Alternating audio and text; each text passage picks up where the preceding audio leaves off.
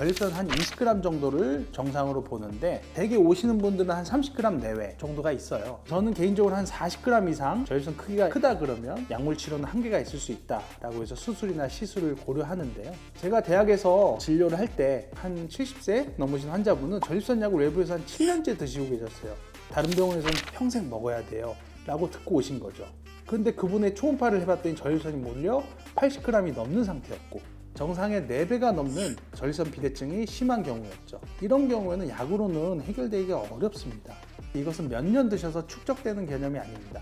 안 먹으면 더 안 좋아질 텐데가 아니라 치료법을 다시 바꾸실 필요가 있는 것이죠.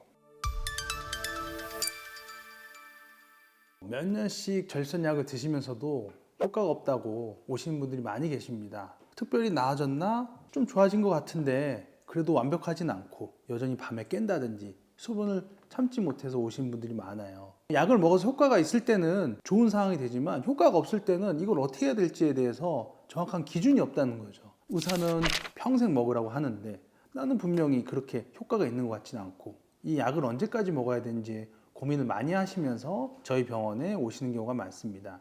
대부분 전립선 약은 소변을 시원하게 해줄 수가 있어요. 그래서 그냥 일반 분들이 먹어도 시원함을 느낄 수가 있습니다. 하지만 다른 디테일한 증상에 대해서 효과가 없는 경우가 많죠. 왜 이런 일이 벌어질까요? 첫 번째는 내 전립선 크기도 모르면서 약을 먹는다는 겁니다. 저희가 초음파를 해보면 전립선 한 20g 정도를 정상으로 보는데 대개 오시는 분들은 한 30g 내외 정도가 있어요. 저는 개인적으로 한 40g 이상 전립선 크기가 크다 그러면 약물 치료는 한계가 있을 수 있다라고 해서 수술이나 시술을 고려하는데요. 이것도 모르고 약만 몇 년씩 드시는 거죠. 제가 대학에서 진료를 할 때 한 70세 넘으신 환자분은 전립선 약을 외부에서 한 7년째 드시고 계셨어요. 다른 병원에서는 평생 먹어야 돼요 라고 듣고 오신 거죠. 그런데 그분의 초음파를 해봤더니 전립선이 무려 80g이 넘는 상태였고 정상의 4배가 넘는 전립선 비대증이 심한 경우였죠. 이런 경우에는 약으로는 해결되기가 어렵습니다. 7년 먹었다 그랬는데 앞으로 또 몇 년을 드실 거예요. 그렇기보다는 수술이나 시술로서 치료 방법을 바꾸는 것도 효과적일 수가 있습니다. 두 번째 문제는 반대의 경우죠. 몇 년씩 약을 드셨는데도 막상 검사를 해보면 전립선 크기가 크지 않다는 거예요. 배뇨장애의 한 30-40% 정도는 전립선이 아닌 방광의 문제나 다른 문제로 인해서 배뇨장애가 일어나는 경우가 많습니다. 방광의 수축력이 어떤 원인에서 떨어졌다든지, 즉 방광이 이제 기능이 떨어지는 거죠. 2023년 대한비뇨의학회 가이드라인에 따르면 소변이 불편하신 분들의 한 30-40%는 복합적인 원인이었다는 거예요. 세 번째 문제는 약물 반응 평가를 안 한다는 겁니다. 알파 차단제를 많이 쓰는데요. 알파 차단제 복용 환자의 70-80%가 2주 이내 증상 개선을 경험합니다. 이것은 몇 년 드셔서 축적되는 개념이 아닙니다. 안 먹으면 더 안 좋아질 텐데가 아니라 치료법을 다시 바꾸실 필요가 있는 것이죠. 몇 달 드셨는데 효과가 없다 그러면 그 치료법은 내게 몇 년이 드셔도 효과가 없을 가능성이 높다라고 생각을 하시면 되겠습니다. 이런 평가 없이 그냥 평생 드세요라는 말만 듣고 계속 드시는 거죠. 그래서 치료법을 잘 선택해야 된다. 그러면 전립선 약에는 어떤 것이 있을까요? 그래도 가장 먼저 기본이 되는 건 알파 차단제입니다. 이 약은 전립선 비대증으로 인해서 좁아진 요도기를 이완시켜 주는 겁니다. 한마디로 좀 좁아진 길을 넓히면서 소변이 좀 원활하게 나올 수 있는 그런 효과를 저희가 기대하는 거죠.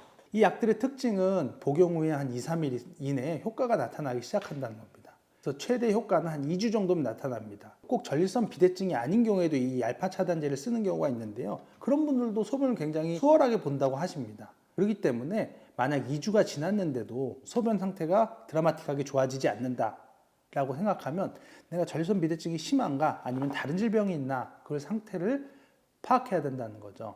두 번째 그룹은 5알파 리덕타제로서 피나스테라이든지 두테르스테로이드가 여기에 속합니다. 이것은 또 뭘로 유명하냐면요. 탈모약으로 많이 유명합니다. 남성 호르몬을 어떤 식으로 바꿔서 전립선 크기를 실질적으로 줄여주는데요. 연구에 따지면 4년간 전립선을 한 20-30% 줄여주는 걸로 되어 있습니다. 그런데 이 약은 한 가지 문제가 있어요. PSA, 즉 전립선 암수치를 변화시킬 수가 있어서 약을 쓸 때는 꼭 PSA가 괜찮은지를 확인하고 쓰는 거죠.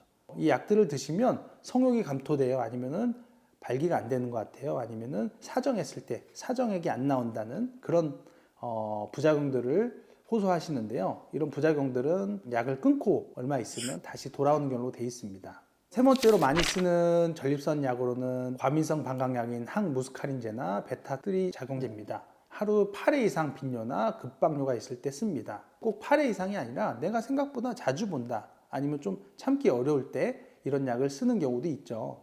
야간 요인 데스모프레신은 밤에 3회 이상 일어나고 야간 단뇨 지수가 33% 넘을 때 사용하는데요. 쉽게 말해서 내가 점점 밤에 깨기 시작한다는 거예요.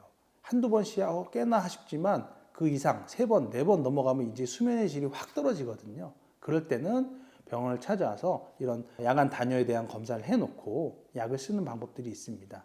단 약을 쓰면 혈액에서 그 나트륨 수치를 저하시켜서 65세 이상에서는 혈중 나트륨을 꼭 모니터링하면서 사용해야 합니다.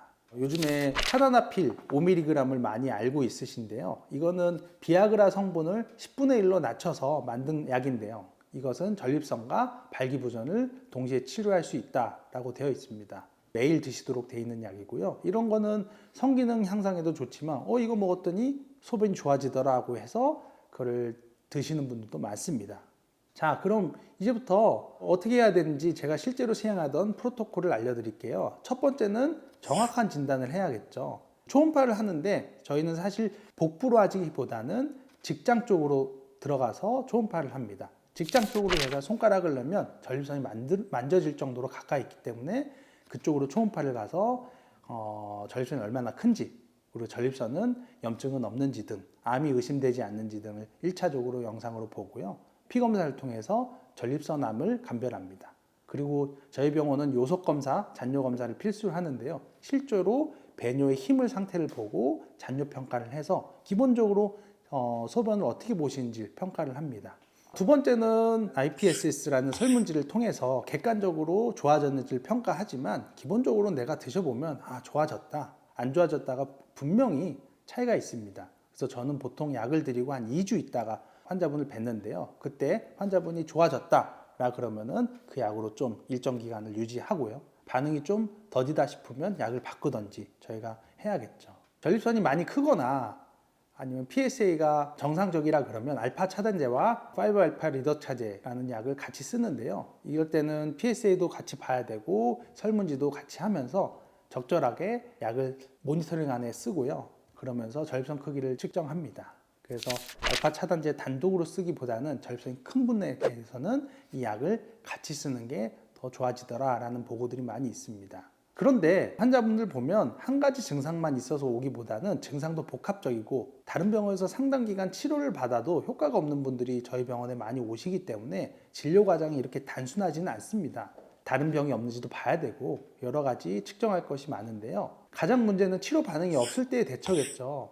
제가 보면 대학에서도 그렇고 병원에서 환자분을 많이 보는데 가장 반응이 없는 경우에는 잘못된 진단이 많았던 것 같아요. 물론 소변이라는 건 기능 저하가 와 있는 상태이기 때문에 기능 저하를 완벽히 돌리기는 어렵습니다. 하지만 전립선이 컸던 분이 실제로는 전립선염이 있거나 다른 협착이 있거나 아니면 방광이 안 좋았던지 그런 분들도 많이 있었어요. 그래서 6개월 이상 적절한 약물 치료에도 IPSS라는 설문지 개선이 30% 미만이거나 반복돼서 요폐가 온다든지 다른 증상들이 있다 그러면 수술을 고려를 해야 될 것 같습니다. 마지막으로 전립선 비대증 약을 섭취하고 계시는 분들께 꼭 강조하고 싶은 주의점을 말씀드릴게요. 첫 번째, PSA 검사 없이 아까 말씀드린 피나스테라이드나 두테스테라이드를 복용하는 것은 조금 위험할 수 있고요. 기본적으로 한 1년에 한 번씩 피검사를 하면서 드시는 것이 바람직하고, 모르고 지내다가 진짜로 전립선암이 진단 늦게 돼서 고생하신 분도 꽤 있습니다. 그래서 PSA 검사를 주기적으로 해야 된다. 그리고 부작용들이 꽤 있을 수가 있는데요. 기본적으로 전립선 약은 약간